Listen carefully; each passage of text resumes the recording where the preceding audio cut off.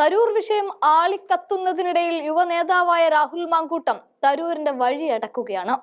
തരൂർ നിങ്ങൾക്ക് മുന്നിൽ മറ്റൊരു ഓപ്ഷനും ഇല്ല എന്ന് മാധ്യമങ്ങൾക്ക് മുന്നിൽ തുറന്നടിച്ചുകൊണ്ടാണ് മാങ്കൂട്ടം തരൂരിന്റെ വഴി അടച്ചത്. ഓരോ ദിവസം ചെല്ലുന്തോറും തരൂർ എന്നത് എന്ത് ചെയ്യണമെന്നറിയാതെ സംസ്ഥാന കേന്ദ്ര നേതൃത്വം നീങ്ങുന്നതിനിടയിലാണ് രാഹുൽ മാങ്കൂട്ടത്തിന്റെ ഈ തുറന്നു പറച്ചിൽ.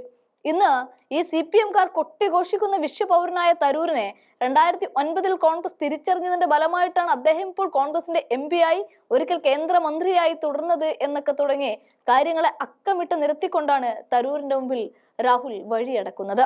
ആ വീഡിയോ ഒന്ന് കണ്ടു നോക്കാം.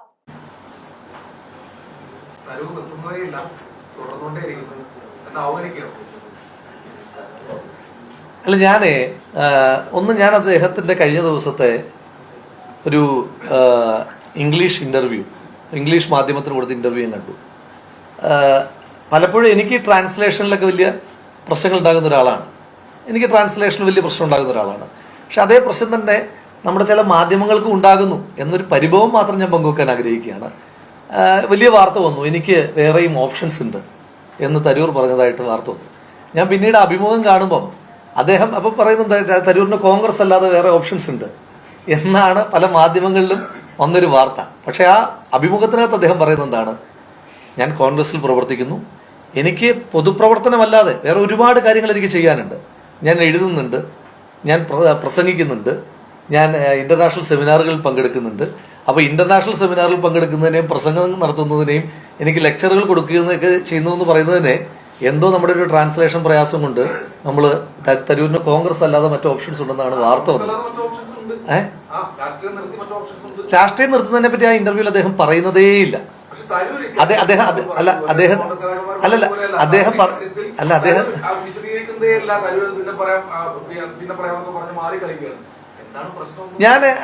ഞാൻ പറയുന്നത് ശ്രീ തരൂരിന്റെ ആ ഇന്റർവ്യൂ അങ്ങ് മുഴുവൻ കണ്ടു കാണുമെന്നാണ് ഞാൻ പ്രതീക്ഷിക്കുന്നത്. ഞാൻ മുഴുവൻ കണ്ടു. ആ ഇന്റർവ്യൂവിൽ ഉടനീളം അദ്ദേഹം പറയുന്നത് അടുത്ത തവണ കേരളത്തിൽ കോൺഗ്രസ് അധികാരത്തിൽ വരുന്നതിനെ പറ്റിയിട്ടാണ്. 2029 കോൺഗ്രസ് ഇന്ത്യ മഹാരാജ്യത്ത് അധികാരത്തിൽ വരുന്നതിനെ പറ്റിയിട്ടാണ് പറയുന്നത്. ഞാനും പറയുന്നത് തന്നെയാണ്. 2026 കോൺഗ്രസ് കേരളത്തിൽ അധികാരത്തിൽ വരുന്നതിന് എന്തെല്ലാം മാർഗങ്ങൾ, അതാണ് എന്റെ പോയിന്റ്. ശ്രീ തരൂരിന്റെയും പോയിന്റ് അത് തന്നെയാണ്. കേരളത്തിലെ എല്ലാ കോൺഗ്രസ് നേതാക്കന്മാരുടെയും പോയിന്റ് അത് തന്നെയാണ്. പോയിന്റ് ഒന്ന് തന്നെയാണ്. പിന്നെ സ്വാഭാവികമായിട്ട് അദ്ദേഹം പറയുന്ന ചില വാക്കുകളെ വേറെ തലത്തിൽ വ്യാഖ്യാനിക്കപ്പെടുന്നുണ്ട്. ഞാൻ ഈ ഇന്റർവ്യൂവിന്റെ കാര്യമാണ് പറഞ്ഞത്. ഇപ്പം കഴിഞ്ഞ ദിവസം വന്ന വാർത്ത കണ്ടിട്ട് ഞാനും സത്യത്തിൽ ആ വാർത്ത കണ്ടിട്ട് ശ്രീ തരൂരിനെ പോലെ ഒരാൾ ഒരിക്കലും അങ്ങനെ പറയില്ല എന്ന് ഉറച്ചു വിശ്വസിക്കുന്ന ഒരാളാണ് ഞാൻ പറഞ്ഞത്. ഇപ്പോഴും ഈ പത്രസമ്മേളനത്തിൽ എല്ലാ മാധ്യമ സുഹൃത്തുക്കളോടുള്ള എന്റെ അഭ്യർത്ഥന, തരൂർ അങ്ങനെ പറയുമെന്ന് ഞാൻ വിചാരിക്കുന്നില്ല എന്ന് തലക്കെട്ട് ദയവീത് ആരും കൊടുക്കരുത്. അതല്ല ഞാൻ പറഞ്ഞത്. ഞാൻ പറഞ്ഞൊരു വലിയ മുഴുനീള സെന്റൻസ് ആണ്. അപ്പൊ എനിക്കും ഇങ്ങനൊരു സ്റ്റേറ്റ്മെന്റ് കേട്ട് കഴിഞ്ഞപ്പോൾ ഞാനും വിചാരിച്ചു, തരൂർ അങ്ങനെ ഒരിക്കലും പറയുന്ന ഒരാളല്ലല്ലോ. കാരണം ഈ രാജ്യത്തേക്ക് വരുമ്പോൾ ശ്രീ തരൂരിനെ പോലെ ഒരാൾക്ക് കോൺഗ്രസ് അല്ലാതെ ഒരു ഓപ്ഷൻ ഇല്ല. അദ്ദേഹത്തെ പോലെ ചിന്തിക്കുന്ന ഒരാൾക്ക്, ശ്രീ തരൂരിനെ പോലെ സെക്കുലറായ ഒരാൾക്ക്, ശ്രീ തരൂരിനെ പോലെ ഡെമോക്രാറ്റിക് ആയ ഒരാൾക്ക്, ശ്രീ തരൂരിനെ പോലെ റിപ്പബ്ലിക്കൻ മെന്റാലിറ്റി ഉള്ള ഒരാൾക്ക് കോൺഗ്രസ് അല്ലാതെ ഏത് ഓപ്ഷൻ ഉള്ളത്? കോൺഗ്രസ് അല്ലാതുള്ള ഓപ്ഷൻ ചിന്തിച്ച സമയത്തൊക്കെ രാജ്യം എത്ര വലിയ പ്രതിസന്ധിയിലേക്ക് പോയി. അപ്പൊ അതുകൊണ്ട് രാജ്യത്തിനും ശ്രീ തരൂരിനും എനിക്കും നിങ്ങൾക്ക് പോലും കോൺഗ്രസ് അല്ലാതെ വേറെ ഓപ്ഷൻസ് ഇല്ല. അത് മുൻ KPCC പ്രസിഡന്റിന്റെ രണ്ടാമത്തെ പ്രസ്താവന കാണുമായിരുന്നു, ശ്രീ മുല്ലപ്പള്ളി രാമചന്ദ്രന്റെ. ശ്രീ മുല്ലപ്പള്ളി രാമചന്ദ്രനോട് ചോദിക്കുന്നു, പിന്നെ ഭരണ തുടർച്ച എന്ന് ചോദിക്കുമ്പോൾ അദ്ദേഹത്തിന്റെ ഇപ്പൊ സ്വാഭാവികമായിട്ട് ടങ് സ്ലിപ്പ് ഉണ്ടാകും.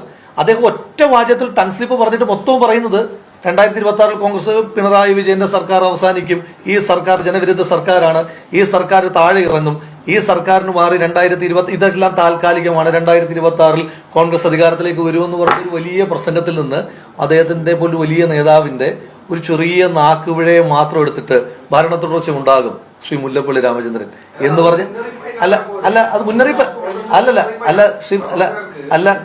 അല്ല ശ്രീ ശ്രീജിത്തെ, ഇപ്പൊ കോൺഗ്രസ് നേതാക്കന്മാർ മുന്നറിയിപ്പ് തരാറുണ്ട്. നമ്മൾ ചിലപ്പോൾ പറയാറുണ്ടല്ലോ, ചില കാര്യങ്ങൾ പറയാറുണ്ടല്ലോ. ശ്രീ മുല്ലപ്പള്ളി രാമചന്ദ്രന്റെ മുന്നറിയിപ്പ് പോലും ആയിരുന്നില്ല. അദ്ദേഹത്തിന്റെ ഒരു നാക്കുപിഴയായിരുന്നു. നാക്കുപിഴ ഇപ്പൊ നമുക്ക് എല്ലാവർക്കും ഉണ്ടാകാറുണ്ട്. മാധ്യമപ്രവർത്തകരെ നിങ്ങളുടെ എത്ര നാക്കുപിഴകൾ ഞാൻ പറയണം? ബോധപൂർവമായ പിഴകൾ ഞാൻ പറഞ്ഞു തരണം, പിന്നല്ലേ നാക്കുപിഴ. അപ്പൊ ഞാൻ പറയും നമുക്കൊക്കെ സംഭവിക്കും. അതിനകത്ത് ഒരു വാചകത്തെ മാത്രം ഒരു വാർത്തയാക്കുമ്പോൾ അദ്ദേഹത്തിന്റെ തന്നെ രണ്ടാമത്തെ പരാമർശം ഞാൻ പറഞ്ഞത്, അദ്ദേഹത്തിന് വലിയ വേദന ഉണ്ടാക്കി എന്ന് പറഞ്ഞിട്ട് അദ്ദേഹത്തിന്റെ രണ്ടാമത്തെ പരാമർശം ഉണ്ടായിരുന്നു. എന്റെ വിഷമം എന്തറിയാവോ? എന്റെ വിഷമം ഈ സർക്കാരിന് ഒരു 2 തവണ അധികാരത്തിലിരിക്കുന്ന സർക്കാരിന് ഇപ്പോഴും ഏതെങ്കിലുമൊക്കെ കോൺഗ്രസ് നേതാക്കന്മാരുടെ നാക്കുപിഴ മാത്രമാണ് സർട്ടിഫിക്കറ്റ് അല്ലേ? തരൂർ എന്തെങ്കിലും ഒന്ന് പറയുന്നു, ശ്രീ മുല്ലപ്പള്ളി രാമചന്ദ്രന്റെ നാക്കുപിഴ ഉണ്ടാകുന്നുണ്ടോ എന്ന് നോക്കുന്നല്ലാതെ അപ്പം ജനങ്ങളുടെ മുന്നിൽ അവരിതാണ് പ്ലേസ് ചെയ്യുന്നത്. അതായത് അവരുടെ നേതാക്കന്മാർ പറയുന്ന ഒന്നും ഈ നാട്ടിൽ ഒരു മനുഷ്യനും മണ്ണിനും ചുണ്ണാമ്പിനും കൊള്ളില്ല എന്നൊക്കെ നമ്മൾ പറയില്ലേ? അതുകൊണ്ടാണോ ഈ കോൺഗ്രസ് നേതാക്കന്മാരുടെ നാക്കുപിഴ വരെ അവരാഘോഷിക്കുന്നതെന്ന് എനിക്കറിയില്ല. എന്തായാലും ആഘോഷിച്ചോട്ടെ, ജനങ്ങൾ ഇതെല്ലാം കാണുന്നുണ്ട്.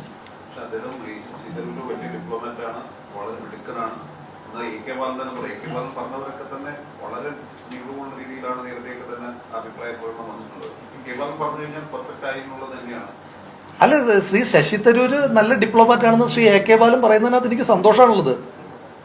ശ്രീ ശശി തരൂരിനെ ഏറ്റവും അധികം വളഞ്ഞിട്ട് ആക്രമിച്ചതാരാ?